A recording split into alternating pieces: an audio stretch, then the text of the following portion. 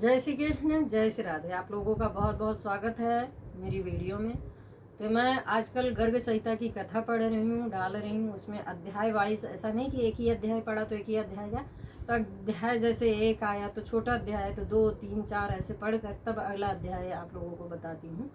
तो इस तरह से गर्ग संहिता की बातें जो है प्रभु की लीलाओं के बारे में है, प्रभु को विख्यात से जानने के लिए हैं। तो आप लोग इसी तरह से कथा में जुड़ें और कथा जितना हो सके अपने बच्चों के साथ कथा शेयर करें, बैठ के देखें। और जितना हो सके, ऐसा नहीं कि आप हमारी कथा सुने, सबकी कथा सुननी चाहिए और कथा से हमें ज्ञान लेना चाहिए, उस पर फॉलो करना चाहिए।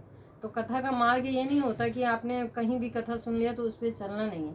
कथा सुनने के बाद हमें उस मार्ग पर चलना चाहिए और उससे हमें ज्ञान की प्राप्ति हो सकती है। तो कहते हैं जैसे गर्ग संहिता हो गया, श्री महाभागवत हो गया, कोई भी ऐसी ग्रंथ के बारे में अगर आप कहीं कथा सुन रहे हैं तो उस पथ पर चलने के लिए आप तैयार हो, उसमें आपको नॉलेज ही मिलेगा।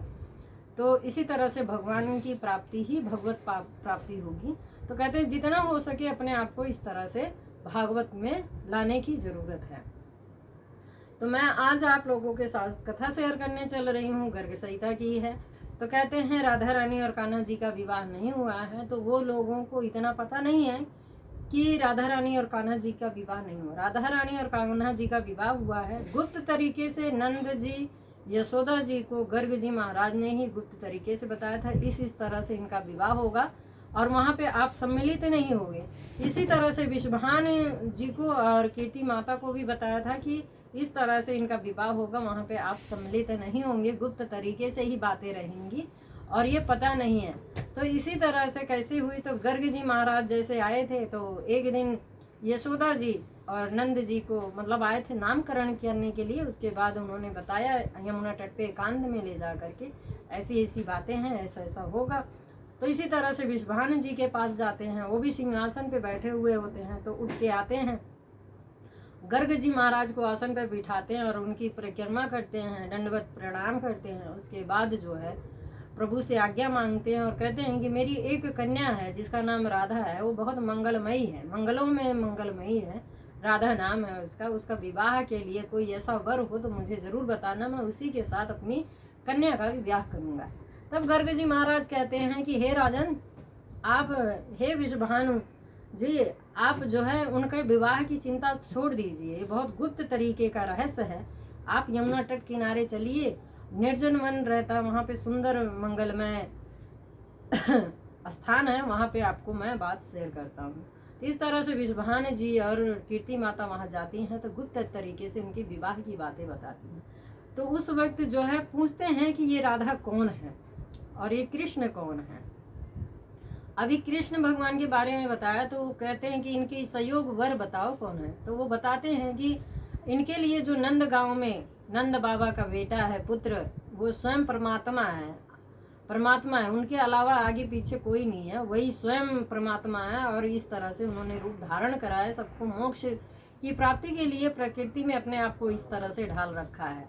तो बातें सुनते हैं तो उसके बाद वो कहते हैं कि क्यों ना मैं इस का आप वर्णन बताइए। तब बताते हैं कि जो स्वयं राधा रानी है वो लोग धाम में ये राधे कृष्ण ही हैं और इन्हीं के अंदर से सारे विद्यमान हुए हैं। तो कहते हैं कि जितनी भी राधा कृष्ण की जितनी भी पटरानियां हैं, सब इन्हीं राधा रानी के ही तेजोमय से विख्यात हुई हैं और इन्हीं में विलीन हो जाती हैं।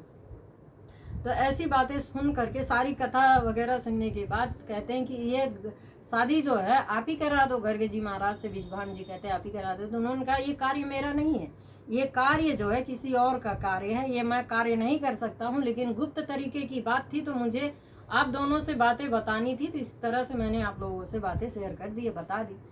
अब उनका कहते हैं कि इसी तरह से एक दिन क्या हुआ, नंद राय जी अपने लाला को खिलाते खिलाते बहुत दूर निकल आए वन में। और जब बहुत दूर वन में आ गए, भांडीर वन में आ गए, तो वहाँ पर जो है आंधी तूफान बहुत तेज से गर्जनाएं होने लग गई, इतना होने लग गया कि डर जाए। तो नंद जी भी अंदर से डर रहे थे कि मेरा छोटा सा बालक है और मैं इसको लेकर के अब इतनी दूर आ गया हूँ, मुझे खुद ही नहीं पता। क्यों नहीं वो मोह में पड़ गए थे, प्रभु की ऐसी छवि मनोहर रूप, अपनी मोहिनी रूप धारण करते हैं तो दुनिया को मोह लेते हैं, देवता सबको मोहित कर लेते हैं। तो सोचो बाल रूप में कितना मोहित करते थे वो। इसी तरह से उन्होंने नंद बाबा को मोह लिया।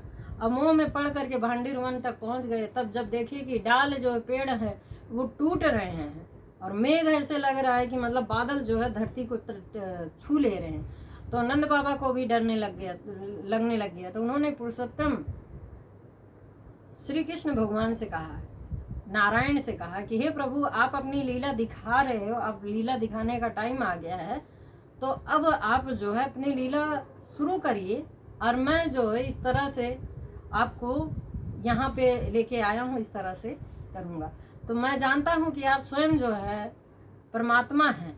तो इस तरह से जैसे ही उन्होंने आवाहन करा, उसी तरह से करोड़ों सूर्य के समान तेज प्रकट हुआ। तो उसमें से देख रहे हैं राधा रानी प्रकट होती हैं। राधा रानी करोड़ों चंद्र के समान, उनका इतना शीतल मन, इतना वो देख करके नंद राय जी मतलब बड़े वो हो जाते हैं कि मुझे आज किसके दर्शन हो रहे हैं।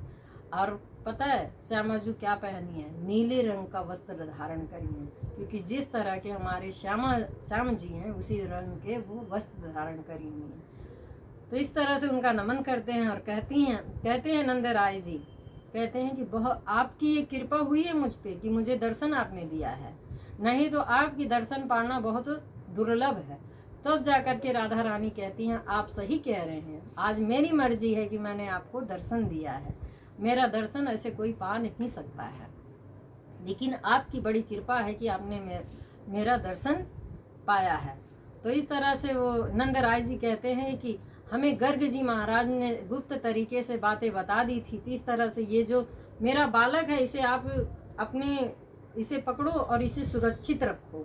इस तरह से कहते हैं ये परमेश्वर हैं जो इन्होंने प्रकृति में अपने आप को डाल रखा है, अब इन्हें आप पकड़िए और इस तरह से मेरा बालक जो है बहुत डर गया है, इन्हें सही सलामत इन्हें घर तक पहुंचा दीजिए। इस तरह से जो है राधा रानी जैसे ही उनको लेती हैं, फिर वहाँ से नंद जी जो हैं चले जाते हैं। फिर जैसे ही राधा रानी उनको लेती हैं, वैसे ही प्रभु अपना बाल रूप जो छोड़ करके अपना किशोर अवस्था में आ जाते हैं, किशोर अवस्था में आ जाते हैं और राधा रानी के साथ उनका हाथ पकड़ते हैं और भांडीर वन के पास, यमुना तट के पास जाते हैं। वहाँ पर जैसे जैसे वो कमल चरण पड़ते जाते थे, उसी तरह से वहाँ पे कहते ना एक तेज प्रकट होता जाता था। तो वहाँ की जो पेड़ पौधे थे सब अपना अपना रूप धारण कर लिए थे, यहाँ तक कि जो वहाँ के पंछी थे वो भी भगवान के ही आदेश पर वहाँ पे उन्होंने जन्म लिया था अपना। तो इस तरह से यमुना जन कालिंदी जो है शोभा पा रही थी, मतलब उन्होंने भी अपना शोभा बढ़ा ली, इस तरह से वो भी प्रकट हुई। और जब प्रभु का ये युगल रूप जोड़ी देख करके, तो जो यमुना तट में जितने कमल थे उस पे सारी जितनी दिव्य शक्तियाँ थी, कोई बीड़ा बजा रहा, कोई मधुर ध्वनि निकाल रहा, इस तरह से पूरा व्याख्यात कहते हैं स्वर्ग मंडल पूरा उतर चुका था। गोवर्धन जी भी अपना पूरा विख्यात हो रहे, कहते हैं ना कि एक ब्रज है, ब्रज जो हम आप लोग देखते हैं कि हमें हमारी दृष्टि से सिर्फ पहाड़ दिखते हैं, लेकिन वही जब प्रभु की कृपा होती, जैसे प्रभु हर डेली अपना रास रचते हैं, तो वो जो है स्वर्ग ही हो जाता है और उसी तरह से विद्यमान हो जाता है, तो प्रकाशित हो जाता है। तो कहते हैं ना सोना जड़ित मणि जितने होते सब जो है गोवर्धन जो है इतना जगमगाने लग जाता है, तो वहाँ पे प्रभु की शोभा मान हो जाती है। इसी तरह से हाथ पकड़ के प्रभु उनके साथ विहार करते हैं और फिर जाकर के जैसे जैसे कदम बढ़ाते हैं, तो इसी तरह से यमुना तट के पास जाकर के देखते हैं वहाँ पर एक बहुत बड़ा मंडप सजाया गया है। तो जितने भी मतलब कहते हैं ना कि देवतागण थे उनका मंडप भी सजा दिया। मंडप सजाने के बाद जैसे ही प्रभु आगे बढ़ते हैं तो दो सिंहासन होते हैं, उस दोनों सिंहासन पर राधा रानी और कान्हा जी बैठते हैं और दोनों जन सट के बैठते हैं। फिर इतने में जा करके ब्रह्मा जी प्रकट होते हैं। ब्रह्मा जी जैसे प्रकट होते हैं, दोनों जन उनको नमस्कार करते हैं। ब्रह्मा जी उनको बताते हैं, तो इस तरह से कहते हैं कि मैं आपका विवाह करवाने के लिए आया हूँ। तो इस तरह से वो दोनों बैठते हैं और ब्रह्मा जी जो है आवाहन करते हैं अग्निदेव तुरंत प्रकट हो जाते हैं। इस तरह से 7 मंत्र जो है प्रभु उनको पढ़वाते हैं, वो उनको पढ़वाते हैं। इसी तरह से उनकी सारा जो है शादी का रस्म पूरा होता है कान्हा जी और राधा रानी के साथ। रस्म जब पूरी होती है, रस्म पूरी होने के बाद जब कहते हैं ना कि पान सुपारी का सब कुछ पूजा विधिवत हो जाता है, तो उसके बाद जो है कृष्ण भगवान कहते हैं ब्रह्मा जी से कि आपने मेरा विवाह कराया है तो अपनी दक्षिणा भी बताओ, आपको दक्षिणा क्या चाहिए। तब जाकर के ब्रह्मा जी कहते हैं कि प्रभु मुझे दक्षिणा में आपके चरणों की सेवा चाहिए और आपके चरणों में मेरी भक्ति सदा बनी रहे। ये कह करके तब तथास्तु कहते हैं। तब ब्रह्मा जी अपने धाम को जाते हैं और ब्रह्मा जी बहुत प्रसन्न दिखाई देते हैं कि आज मैं बहुत खुश हूँ कि मुझे क्या चीज़ मिल गया है।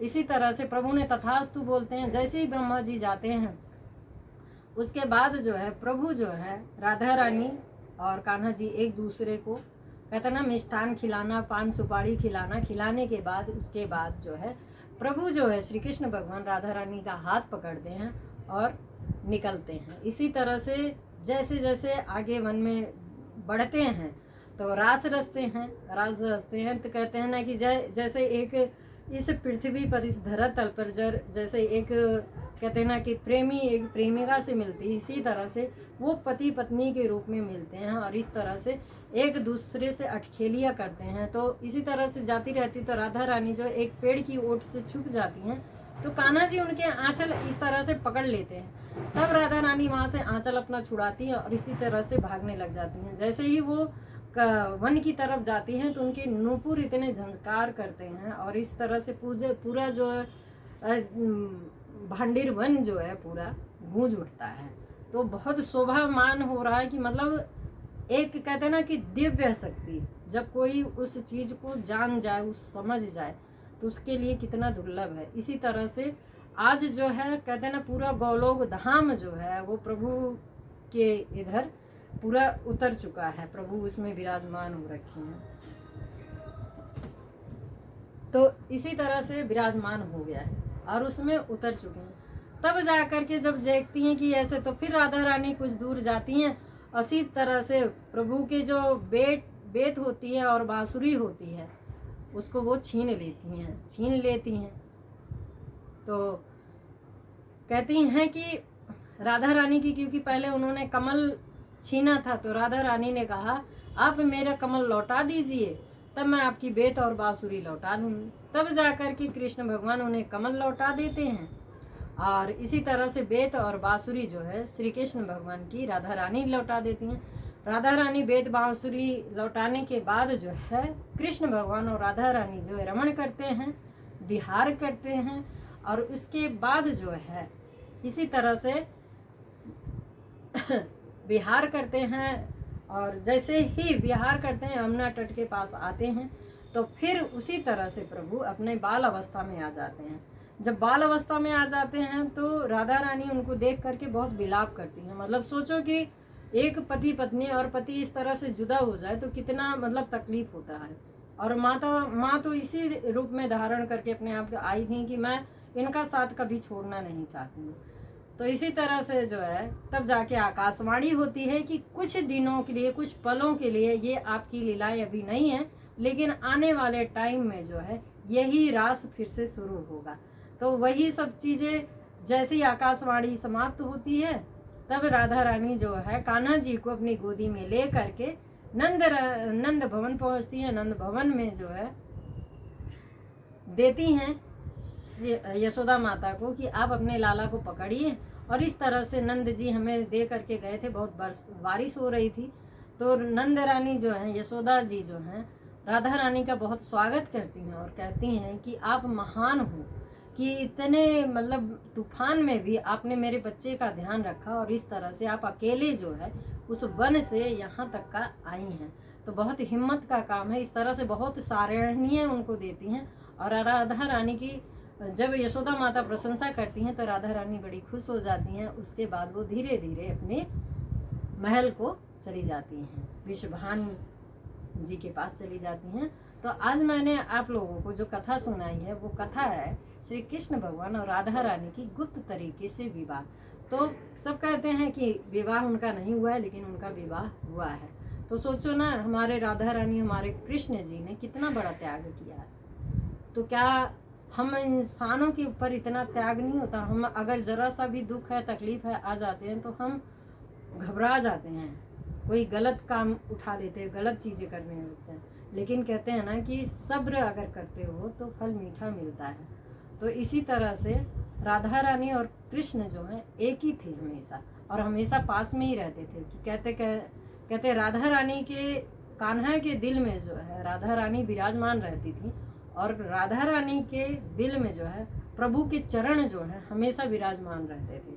तो इसी तरह से वो दोनों एक दूसरे से जुड़े हुए थे। तो ये सब गुप्त तरीके की बातें हैं, रहस्यमयी बातें हैं। तो आप लोग इसी तरह से वीडियो को शेयर करें